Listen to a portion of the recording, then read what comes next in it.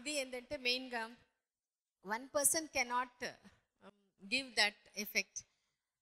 The whole team must feel need for keeping the mothers happy and secure feeling. Not only that, we train them in skills and knowledge. We keep updating in their knowledge anamata. So అందువల్ల మనం బాగా చేయగలుగుతున్నాం. Our strength is spreading the knowledge, awareness. అది it's an ongoing process. చాలా వరకు నేర్చుకునింది patients దగ్గర నుంచే నేర్చుకున్నాం. 1/2 of it only we learned from the medical school. ఇప్పుడు ఒక ఫోటో చూస్తే మనం దాన్ని చూసి ఇది బాగా పనిచేస్తారని మనం చెప్పలేము, వాళ్ళ పర్ఫార్మెన్స్ని అసెస్ చేయలేము. అట్లనే ఈ మెడికల్ రిపోర్ట్స్ చూసిన తర్వాత చాలాసార్లు ఏం గమనించానంటే వీళ్ళకి బాగా అయిపోయింది, ఏం పెద్ద ప్రాబ్లం లేదు, ఈ మెడిసిన్స్తో ఈజీగా తగ్గిపోతుంది అనేటప్పుడు తగ్గిపోలేదు కొంతమందిలో. మళ్ళీ ఆ ప్రాబ్లమ్స్ వస్తూనే ఉంటాయి. It may be minor infection or it may be an anaemia, but it was not getting corrected. అట్లనే కొంతమందిలో ఈ ప్రాబ్లం చాలా కష్టం, చాలా టైం తీసుకుంటుంది అని అనుకునేటప్పుడు చాలా ఈజీగా అది వచ్చి వాళ్ళు ఓవర్కమ్ చేసుకోగలిగారు. అట్లా ఉన్నప్పుడు దాన్ని ఎందువల్ల ఇది జరిగింది అని వెనకాల పోయి వాళ్ళని అడిగినప్పుడు అప్పుడు వాళ్ళ ఒక ఫీలింగ్స్, వాళ్ళ ఒక beliefs that had an impact on the function of the body, especially whether it is in the area of conception, pregnancy రావడంలో కానీ డెలివరీలో కానీ అది బాగా పనిచేసింది అనేది మళ్ళీ మళ్ళీ చూసిన తర్వాత అప్పుడు అనిపించింది the language of the body and mind dialogue that is more powerful in determining the function. So అది మా ఎక్స్పీరియన్స్లో అది తెలిసిన తర్వాత దాని మీద రీసెర్చ్ చేసి దాని మీద చాలా మ్యాటర్ గ్యాదర్ చేసిన తర్వాత అవును ఇది చాలా కరెక్ట్ అనేది అనిపించింది. అదే ఇప్పుడు మాకు వచ్చే ప్రాస్పెక్టివ్ పేరెంట్స్ అయినా ఆన్గోయింగ్ ప్రెగ్నెన్సీలో ఉండే వాళ్ళకు కూడా అది మనం చెప్పడం జరుగుతుంది.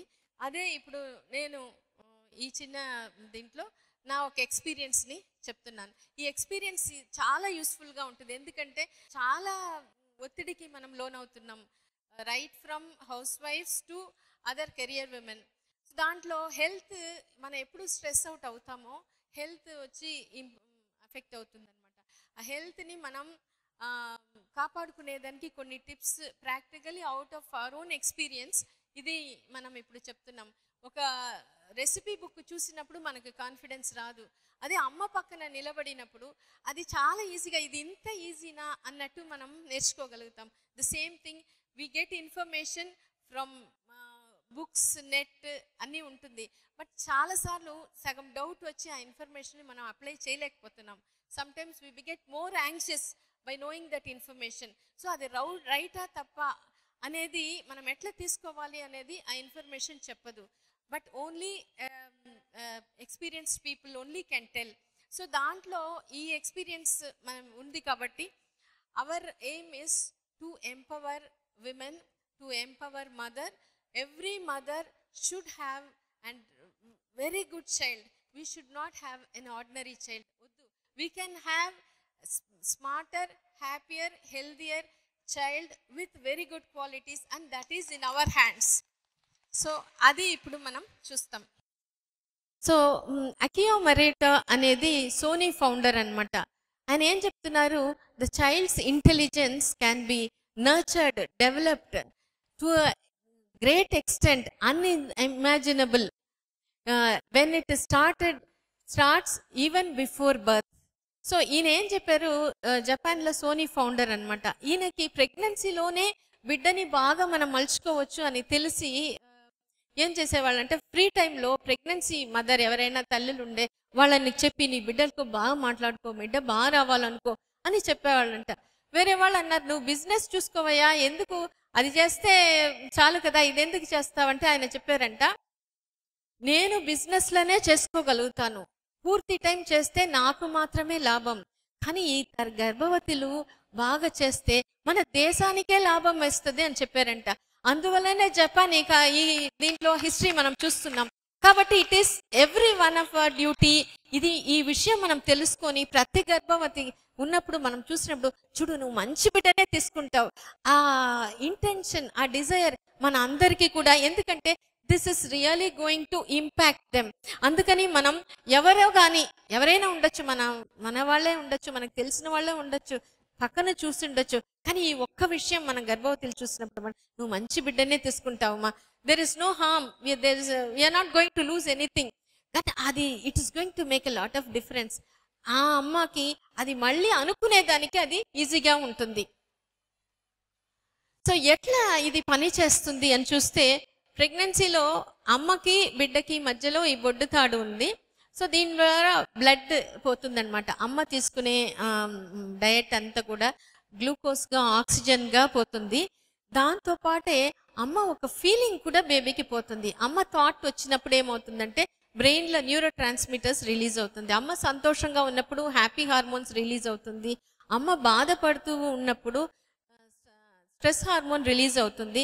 అది బ్లడ్లో పోయి బేబీకి పోయిన తర్వాత బేబీకి అమ్మ ఏం ఫీల్ అవుతుందో అదే ఫీలింగ్ బేబీకి కూడా పోతుంది. అమ్మకి ఇష్టమైన సాంగ్ అది బాగా వినే కొద్దీ ఆమె హ్యాపీగా ఉండేటప్పుడు ఆ బేబీ మూమెంట్ ఇస్తుంది. 5th 6th మంత్ నుంచి మూమెంట్ బాగా తెలుస్తుంది. ఆ సాంగ్ బేబీ కదిలినప్పుడు అమ్మకు అర్థం అవుతుంది ఈ బిడ్డగా ఈ సాంగ్ ని బాగా ఇష్టపడుతుంది అని. బాగా గమనిస్తే బిడ్డ సంతోషంగా ఉన్నప్పుడు ఒక రకమైన మూమెంట్, బాధపడినప్పుడు, ఇష్టం లేదు అన్నప్పుడు పొడిచినట్టు మూమెంట్ అట్లా బిడ్డ ఇస్తుంది అనమాట. అది గమనిస్తే ఆ మీనింగ్ అర్థం చేసుకుంటేనే తెలుస్తుంది అనమాట. సో ఈ సాంగ్ వినేటప్పుడు ఏమవుతుంది, డెలివరీ టైంలో కూడా ఆ సాంగ్ పెడుతున్నాము, అప్పుడు బేబీకి అది డెలివరీకి కూడా హెల్ప్ అవుతుంది. ఆఫ్టర్ డెలివరీ ఈ సాంగ్ పెట్టినప్పుడు బేబీ ఫీడింగ్ మదర్ కి బాగా వస్తుంది, బేబీ కూడా బాగా తీసుకోగలుగుతుంది. ఏడ్చే బేబీ ఈ సాంగ్ పెట్టగానే ఆపేస్తుంది, నిద్రపోతుంది బాగా ఆ సాంగ్ వింటూ. సో ఇట్లా మనం చూస్తున్నాం బేబీకి ఈ సాంగ్ ఒక ఇంపాక్ట్ బాగుంటుంది. తర్వాత ఈ దీంట్లోనే ఏంటంటే బోరిస్ బ్రాట్ అని ఈయన ఒక హామిల్టన్ ఫిల్హార్మోనిక్ సింఫనీ అని కెనడాలో ఉంది, దాంట్లో ఆయన కండక్టర్ అన్నమాట. ఆయన ఒక ఇంటర్వ్యూలో చెప్తున్నారు, ఒక ఆమె అడుగుతుంది మీకు ఎప్పటి నుంచి మ్యూజిక్ పరిచయం? ఆయన ఒక్క నిమిషం ఆలోచించి ప్రాబబ్లీ బిఫోర్ మై బర్త్ అంటాడు. ఎట్లా అంటే ఆయన అంటాడు, నేను కొన్నిసార్లు ఏం చూసానంటే కొన్ని న్యూ పీస్ ఆఫ్ మ్యూజిక్ అది వచ్చినప్పుడు ఆ లిరిక్స్ చూడగానే నేను ట్యూన్ చేసి పాడడం మొదలు పెట్టేసి నాకే అర్థం కాలేదు, first time I'm seeing, but నేను పాడగలిగాను. సో నేను మా అమ్మని అడిగాను, అమ్మ చెప్పాను అమ్మ ఇట్లా కొన్ని నేను పాడగలుగుతున్నాను అంటే అమ్మ అడిగింది ఏంటంటే, అప్పుడు చెప్పిందట ఒరే నువ్వు ప్రెగ్నెన్సీలో ఉన్నప్పుడు నేను పాడిన పాటలు అవి అంటే after even 25 years he could remember that. మన అభిమన్యు ప్రహ్లాదుడు చేసింది ఖచ్చితంగా కరెక్ట్. ఇప్పుడు కూడా మనం అది చూస్తున్నాం. అందుకని ఇది తెలిసినప్పుడు మన ప్రహ్లాదుడు అంటే ఒక భక్తుడిని తయారు చేశారు, అభిమన్యుడు ఒక వారియర్ని తయారు చేసేసాడు. ఇట్లా మనం ఇప్పుడు చాలా మంచి బిడ్డల్నే మనం తయారు చేయాలి. అది మనం తల్లుల చేతుల పక్కన, తండ్రులు పక్కన ఎవరున్నా పర్వాలేదు, అందరూ మనం మంచి బిడ్డల్నే కనాలి అనే ఒక ఫీలింగ్ మనం ఖచ్చితంగా ఆ బిడ్డకి మనం పాస్ ఆన్ చేయగలుగుతాము. సో ప్రెగ్నెన్సీలో అది మామూలుగా మనకి పీరియడ్స్ ప్రాబ్లం చాలా మందికి మనకు వస్తుంది. దీని గురించి షార్ట్గా చెప్పేస్తాను. మనకి ఉండే ప్రాబ్లం ఇర్రెగ్యులర్ పీరియడ్స్ వస్తుంది, సరిగ్గా రాదు. కొంతమందికి బ్లీడింగ్ ఎక్కువ అవుతుంది, కొంతమందికి కడుపు నొప్పి ఎక్కువ ఉంటుంది అనమాట. ఇది మనకి కామన్గా వస్తుంటుంది. దీంట్లో ఈ ఇర్రెగ్యులర్ పీరియడ్స్ అనేది లేట్గా 2 months 3 months రావచ్చు, కొంతమందికి 15 days 20 days వచ్చేది. ఈ ఇర్రెగ్యులర్ పీరియడ్స్ అనేది ఎక్కువగా ఉంటుంది, ఎక్కువ ఫ్రస్ట్రేటింగ్ కూడా. ఏంది ఎప్పుడు చూసినా ట్యాబ్లెట్ వేస్తేనే వస్తుందా, నాకు రెగ్యులర్గా రాదా అనేది చాలా మంది ఈ ఉంటుంది అనమాట. దీని గురించి మామూలుగా నేను గమనించినప్పుడు ఏంటంటే, కాలేజ్ చదివినప్పుడే గమనించినాం, ఈ ఎగ్జామ్ అని చెప్పగానే కొంతమందికి పీరియడ్స్ ఆగిపోతుంది, కొంతమంది పిల్లలకి తొందరగా వస్తుంది అనమాట. ఇది ప్రతిసారి కూడా జరిగేదన్నమాట. సో అది ఒక ప్యాటర్న్ ఫాలో అవుతుంది అని. తర్వాత కొంతమందిలో చూసేమో ఇట్లా హాస్టల్కి పోయినప్పుడు పీరియడ్స్ ఇర్రెగ్యులర్ అయిపోతుంది, స్ట్రెస్ పడినప్పుడు ఇర్రెగ్యులర్ అవుతుంది, అత్తగారు ఇంటికి కొత్తగా పోయి పెళ్ళైన తర్వాత అప్పుడు అవుతుంది. సో ఇది మళ్ళీ స్కాన్ చూసినప్పుడు, బ్లడ్ టెస్ట్ చేసినప్పుడు అన్నీ నార్మల్గా ఉంటుంది. ఇది మళ్ళీ మళ్ళీ ఇది చూసిన తర్వాత వాళ్ళని అడిగినప్పుడు ఆ టెన్షన్ వల్ల ఇది జరుగుతుంది అనేది అర్థమైంది. దీనికి రీజన్ ఏంటి అని చూస్తే, మనం బ్రెయిన్లో హైపోథాలమస్ అనే ఒక సెంటర్ ఉంది. మన ఆలోచన చేసే ఇది సీట్ ఆఫ్ ఎమోషన్స్ అంటారు. అక్కడ నుంచి కొన్ని హార్మోన్స్ రిలీజ్ అయ్యి ఈ గర్భసంచి అండాశయం మీద దాని మీద పడుతుంది. కాబట్టి అది హార్మోన్ ద్వారా మనకి పీరియడ్స్ అనేది రెగ్యులర్గా వస్తుంటుంది.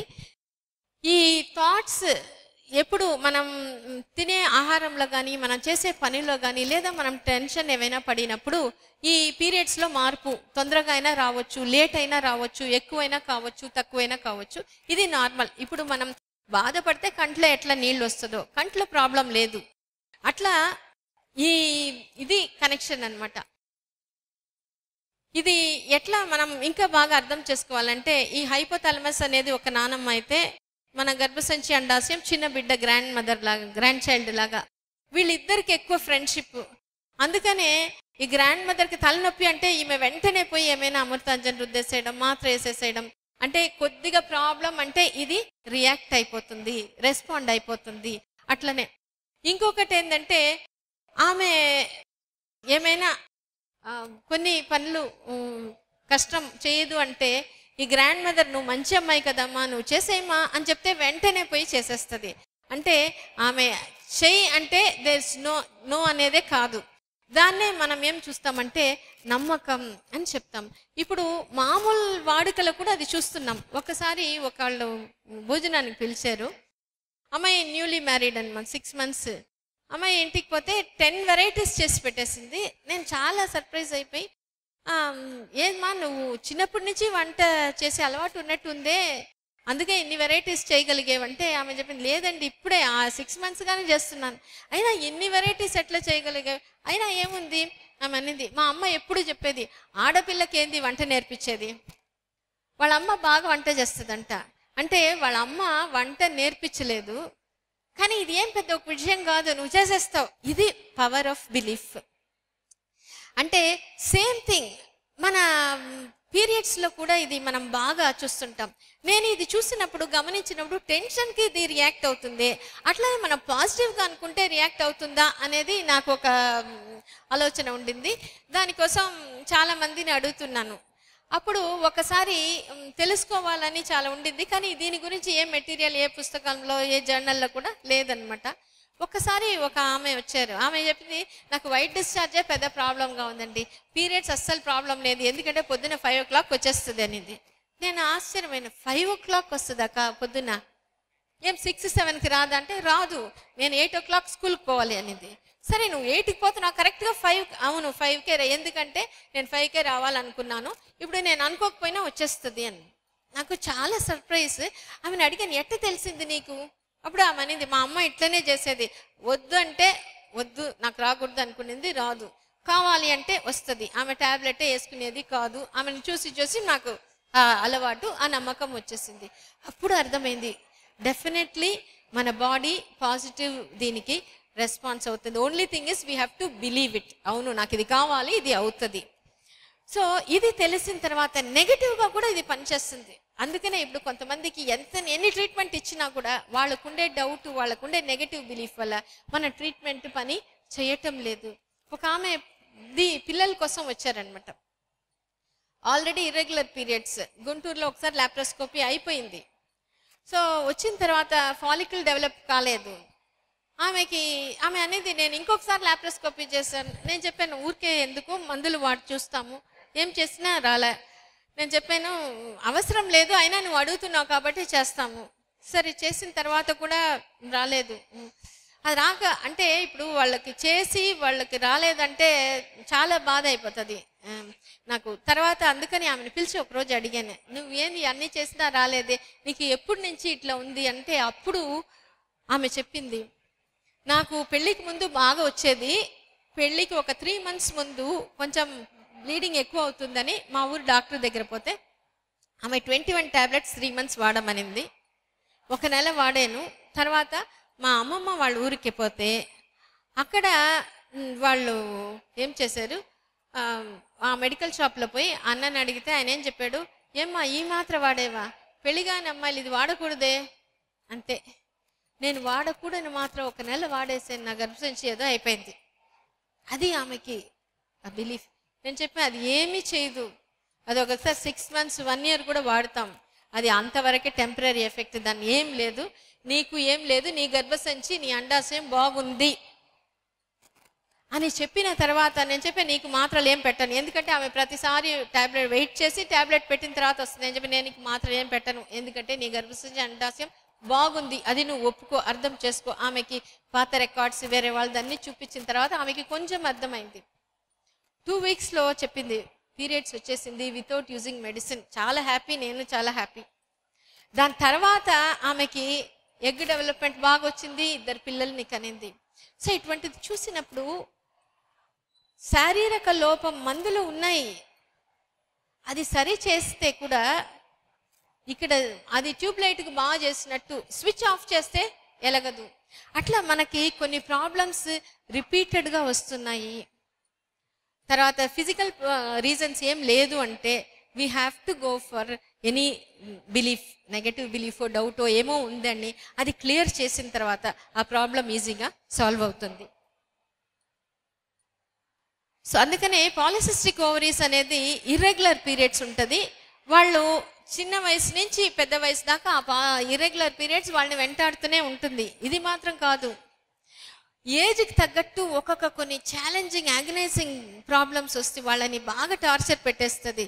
చిన్న వయసులో వాళ్ళకి ఈ స్కూల్ కాలేజ్ పిల్లలు మొటిమలు రావడం, అన్వాంటెడ్ హెయిర్ రావడం, వాళ్ళు చాలా ఇబ్బందిగా ఫీల్ అవుతారు, అందరి ముందు రావడానికి బాధపడతారు.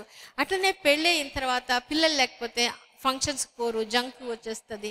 ఇదంతా involve with society and self confidence అనమాట.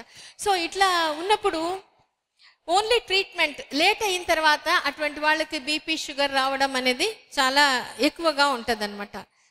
మామూలుగా ఏమనుకుంటున్నారు సమాజంలో, ఒక్కసారి ఇర్రెగ్యులర్ పీరియడ్స్ వచ్చింది, పాలిసిస్టిక్ ఓవరీస్, అండాశయంలో నీటి గడ్డలు వస్తే ఇది కష్టం, ఇది ట్రీట్మెంట్ వాడుతూనే ఉండాలి.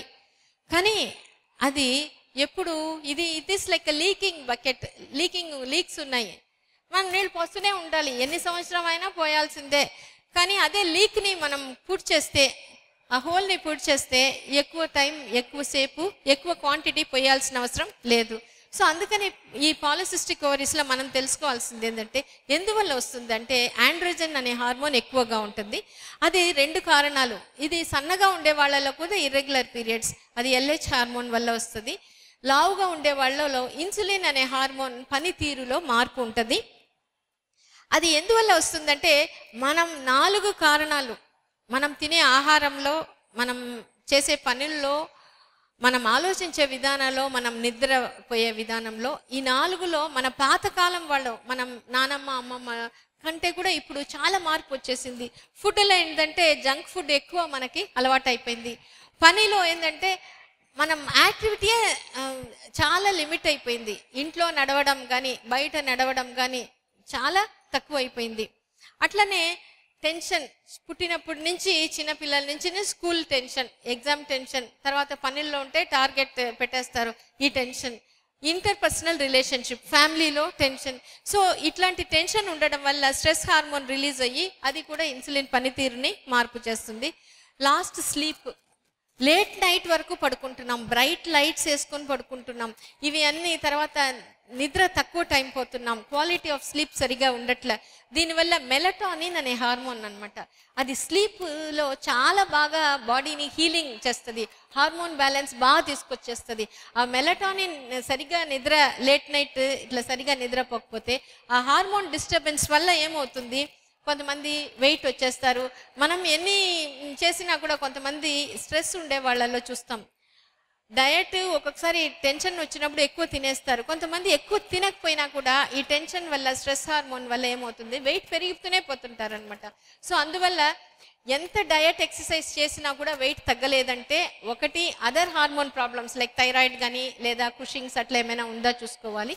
అది ఏం లేదు అంటే మాత్రం మనం వాళ్ళ ఆలోచన ఎట్లా ఉంది, వాళ్ళ స్లీప్ ప్యాటర్న్, దాన్ని కరెక్ట్ చేసుకుంటే ఖచ్చితంగా వెయిట్ తగ్గడం అనేది ఉంటుంది అనమాట.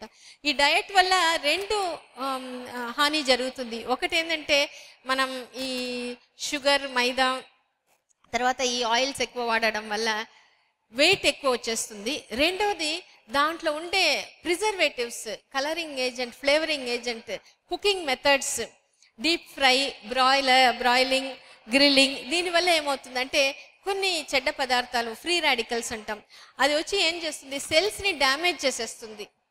కాబట్టి మనం ఈ బిడ్డల కోసం ప్రయత్నం చేసే వాళ్ళలో ఎగ్ స్పర్మ్ క్వాలిటీ తగ్గుతుంది. కాబట్టి ఎగ్ డెవలప్మెంట్ సరిగా ఉండట్లేదు. ఒకవేళ వస్తే అబార్షన్ అవ్వడం, అంగవైకల్యం రావడం, ఇటువంటిదంతా మనకి జరుగుతుంటుంది. సో దానికోసం మనం డయట్లో కొంచెం బాగా తీసుకోవాలి. ఈ డయట్స్ అంటే ఈ జంక్ ఫుడ్ అవాయిడ్ చేయడం, పూర్తిగా అవాయిడ్ చేయబడలే, బట్ ఎక్కువగా అది క్వాంటిటీ తినొద్దు. మనకి ఇష్టమైంది అప్పుడప్పుడు తినండి, సంతోషంగా తినండి, దానికోసం గిల్ట్తో తినాల్సిన అవసరం లేదు. ఎంజాయ్ చేసి తింటూ ఉండండి, కానీ నేను ఇంతే తింటాను. తర్వాత అట్లనే ఇది ఫ్రెష్ ఫుడ్ అనేది చాలా ఇంపార్టెంట్. దీంట్లో మనం ముఖ్యమైన డయట్లో good quality protein, good quality fat, తర్వాత విటమిన్స్, మినరల్స్, ట్రేస్ ఎలిమెంట్స్, అది దానికోసం vegetables and fruits, dry fruits. దీంట్లో రెండు ముఖ్యమైన విషయాలు ఏంటంటే ఫైబర్ ఎక్కువగా ఉండాలి, పీచు పదార్థం ఎక్కువ ఉండాలి, గుడ్ బ్యాక్టీరియా ఎక్కువ ఉండాలి. దీనివల్ల ఏమవుతుంటే హార్మోన్ బ్యాలెన్స్ బాగా కుదురుతుంది. ఈ ఫైబర్ ఉండేది పీచు పదార్థం, తర్వాత నట్స్ అండ్ సీడ్స్లో బాగుంటుంది. ఈ హస్క్స్, ఈ పొట్టు ధాన్యాల పొట్టుల్లో ఉంటుంది. ఈ గుడ్ బ్యాక్టీరియా అనేది లిక్విడ్స్లో, మనం సద్దన్నం నీళ్ళు అంటారు పాతకాలం మన పెద్దవాళ్ళు తినేది, దీని మీద రీసెర్చ్ జరిగి ఏం చేస్తుంది, ఇది చాలా మంచిది మనకి హెల్త్కి, అందరికీ మంచిది. ప్రెగ్నెన్సీలో కాకముందు, ప్రెగ్నెన్సీలో కూడా ఉన్నప్పుడు ఆ బేబీకి వ్యాధి నిరోధక శక్తి బాగా వస్తుంది. నైట్ అన్నం మిగిలినప్పుడు నీళ్ళేసి, వీలైతే మట్టి కుండ అంటే మంచిది, లేదంటే మామూలు గిన్నెలో పెట్టేసి మూతేసేస్తే మార్నింగ్ పొద్దున్న అది ఒక గ్లాస్ తాగడం అనమాట. ఇది ఫైబర్ ప్లస్ ప్రోబయాటిక్, చాలా మంచిదన్నమాట. తర్వాత కిచెన్ స్పైసెస్ మనం అనుకుంటాం, ఈ గార్లిక్, పసుపు, దాల్చిన చెక్క, మెంతులు, ఇవి అన్నీ కూడా చాలా ఇంపార్టెంట్. దీనికి నడవడం, జస్ట్ ఒక half an hour walking, half an అవరే కాకుండా 5-10 minutes వాకింగ్ చేసినా కూడా చాలు, ఇది నాకు మంచిది. ఇది సర్క్యులేషన్ బాగా ఇంప్రూవ్ చేస్తుంది, ఈ టాక్సిన్స్ రిలీజ్ చేస్తుంది, ఇది హ్యాపీనెస్ బాగా మనకి క్రియేట్ చేస్తుంది. ఒక చిన్న ఇంప్రూవ్మెంట్ చేసినా కూడా అది మనల్ని మనం అప్రిషియేట్ చేసుకునేదానికి అది బాగా హెల్ప్ చేస్తుంది. దీని మీద స్టడీస్ చేశారు. దీంట్లో ఇర్రెగ్యులర్ పీరియడ్స్లో 3 విషయాలు. ఒకటి, డయట్ మాత్రం చేసే వాళ్ళకి ఒక్కొక్కసారి పీరియడ్స్ రెగ్యులర్ దానివల్లనే వచ్చేస్తుంది. ఎక్సర్సైజ్ చేసినప్పుడు ఎగ్ డెవలప్మెంట్ బాగా వస్తుంది. వెయిట్ తగ్గినప్పుడు ప్రెగ్నెన్సీ రేట్ బాగా ఇంప్రూవ్ అవుతుంది. హార్వర్డ్ యూనివర్సిటీలో స్టడీ చేసి ఏం చేశారంటే, ఈ లైఫ్ స్టైల్ చేంజ్ బాగా తీసుకొచ్చినప్పుడు వాళ్ళకి 6-fold ప్రెగ్నెన్సీ రేట్ ఇంక్రీజ్ అవుతుందని. తర్వాత డిపిపి అనే ఒక స్టడీ చేశారు. దాంట్లో ఏంటంటే 3000 మెంబర్స్ని ఫాలో అయ్యారు 3 years and 10 years. అప్పుడు ఏం చూసారు, డయట్, ఎక్సర్సైజ్ మాత్రమే పాటిస్తే ఈ డయాబెటీస్ రిస్క్ని 60%కి తగ్గించేసేయచ్చు. వేరస్ మెట్ఫార్మిన్ అనే మెడిసిన్ వాడినప్పుడు ఓన్లీ 30% దాన్ని తగ్గించగలుగుతున్నారు. సో అందుకనే మనం ఈ diet, exercise, life style change అనేది చాలా ఇంపార్టెంట్. దాంట్లో ఈ ఇమోషన్లో ఒక ఇంపార్టెంట్ ఇమోషన్ ఉంది, గిల్ట్. ఈ కంపారిజన్ వల్ల గిల్ట్ వచ్చేస్తుంది. వేరే వాళ్ళలాగా మనం ఉండాలి, వాళ్ళలాగా నేను లేకుండా ఉన్నానే, నేను ఇట్లా లావుగా ఉన్నానే, ఇటువంటిది నాకు ఇంకా బిడ్డ కలగలేకున్నానే, ఇటువంటిది గిల్ట్ ఫీలింగ్ వచ్చినప్పుడు స్ట్రెస్ ఎక్కువయ్యి మనం పర్ఫార్మెన్స్ సరిగ్గా చేయలేకపోతున్నాము, మనం సక్సెస్ కాలేకపోతున్నాము. మనం ఒకటే అనుకోవాలి, అందరినీ మనం సంతోష పెట్టాల్సిన అవసరం లేదు. మన ఇంటి వాళ్ళైనా బయట వాళ్ళైనా, మనకి బాగా ముఖ్యమైన వాళ్ళు పెద్దవాళ్ళైనా కూడా వాళ్ళు వేరు, వాళ్ళ నమ్మకాలు, వాళ్ళ ఆలోచనలు వేరు. వాళ్ళ ఆలోచనల్ని వ్యతిరేకించితే అది వాళ్ళని వ్యతిరేకించడం కాదు. దానికోసం మనం ఇంకా బ్యాడ్గా ఫీల్ అవ్వాల్సిన అవసరం లేదు, వాళ్ళకి చెప్పాల్సిన అవసరం కూడా లేదు. కానీ ఎందుకంటే అన్ని నమ్మకాలు, all beliefs are not always true. ఒకసారి మనకు ట్రూ అనిపిస్తుంది, కొన్ని సంవత్సరాల తర్వాత ఇది కాదు అని మనం తెలుసుకుంటాం. సో అట్లనే ఇది కూడా మనం అందరిలాగా ఉండాల్సిన అవసరం లేదు, అందరినీ ఎప్పుడు కూడా సంతోష పెట్టాల్సిన అవసరం లేదు. మనం ఎట్లా ఉన్నామో అట్లనే మనల్ని ఫస్ట్ అక్సెప్ట్ చేసుకుంటాం. తర్వాత మనం ఇంప్రూవ్ అయ్యడానికి ప్రయత్నం చేసినప్పుడు మన ఎఫర్ట్స్ ఖచ్చితంగా మనకి సక్సెస్ తీసుకొస్తుంది. ఇంకోటి ఫియర్ అన్నమాట. ఈ ఫియర్ అండ్ గిల్ట్ రెండు ఉన్నప్పుడు వేరే వాళ్ళతో, మనకి దగ్గర వాళ్ళతో కావాల్సిన వాళ్ళు మనం షేర్ చేసుకోవడం, ఎక్స్ప్రెస్ చేయడం, తర్వాత దాంట్లో నుంచి ఈజీగా మనం బయటకు వచ్చేస్తాము. అట్లా మనం బాడీని మైండ్ని ప్రిపేర్ చేసుకుంటే ట్రీట్మెంట్ అనేది చాలా ఈజీగా అయిపోతుంది. అది ఏం చేయకుండా ఓన్లీ మెడిసిన్ మీదనే మనం ఆధారపడినప్పుడు మనం చాలా మొయ్యలేని బరువు తీసుకున్నట్టు చాలా టైం అవుతుంది, చాలా కాలం కూడా అవుతుంది. ట్రీట్మెంట్ ఒక్కొక్కసారి సక్సెస్ఫుల్గా ఉండట్లేదు. అందుకనే ఈ 2 పార్ట్స్ తీసుకోవచ్చు. ఏది మనం డయట్ ఎక్సర్సైజ్ చేసుకొని మనల్ని మనం తయారు చేసుకుంటే, ప్రతి క్రిస్టియన్ నార్త్రప్ అనే ఒక ఫేమస్ గైనకాలజిస్ట్ ఆమె ఏం చెప్తున్నారంటే, every woman has the creative fertility in her whether or not she has a child. అంటే ప్రతి మహిళకి ఆ గర్భం దాల్చే శక్తి అనేది వాళ్ళ లోపలనే ఉంది, అది అంతే. దాన్ని బయటకు తీసుకురావడమే ఇప్పుడు మన ట్రీట్మెంట్ ఒక గోల్ అన్నమాట, ఇంటెన్షన్. సో దానికి వాళ్ళు సహకరించాలి. నా ప్రాబ్లం ఏంది, నేను ఎక్కడ ఉన్నాను, నేను దగ్గరికి పోతున్నాను అనేది మనం బాగా కనెక్ట్ అయ్యి మన ప్రాబ్లంలో మన ఎఫర్ట్ని మనం ఇన్వాల్వ్ చేసుకొని మనల్ని అప్రిషియేట్ చేసుకుంటే వేరే వాళ్ళు నీకు ఇంకేం పుడతారని చెప్పినా మనం పట్టించుకోము. సో అది మనకు వచ్చేస్తే తర్వాత ఖచ్చితంగా మనం సక్సెస్ అవుతాము. మంచి బిడ్డల్ని ప్రతి వాళ్ళు కూడా తీసుకుంటారు. That is in us. So కానీ అది మంచిగా మలుచుకునేది మన అందరి చేతిలో ఉంది. ఇది అందరి కర్తవ్యం కూడా. సో ప్రతి మహిళ అంటే కూడా మహిళ వెనకాల ఖచ్చితంగా మన అమ్మ, నాన్నలో, భర్తలో అందరూ ఉన్నారు, బ్రదర్స్, అటువంటి వాళ్ళు. సో మన అందరూ కలిసి మన దేశాన్ని ఒక మహాభారత్గా ఖచ్చితంగా మనం తీసుకొని రావాలి. అది రాగలుగుతాము అనే ఆశయం అందరికి ఉండాలి. ఎందుకంటే ఓన్లీ ఫ్రీడమ్ స్ట్రగుల్ ఉన్నప్పుడు 2% ఆఫ్ ద పాపులేషనే ఇన్వాల్వ్ అయినారనమాట. But we could get freedom. అట్లా కొంతమంది, అందరూలో ఇది చేయాల్సిన అవసరం లేదు, కానీ కొంతమంది ఆ ప్యాషన్ బాగా వచ్చేస్తే డెఫినెట్గా మనం ఖచ్చితంగా మంచి బిడ్డలనే మనం తీసుకురాగలుగుతాము. And once again thanks for this opportunity. I feel very happy and honoured.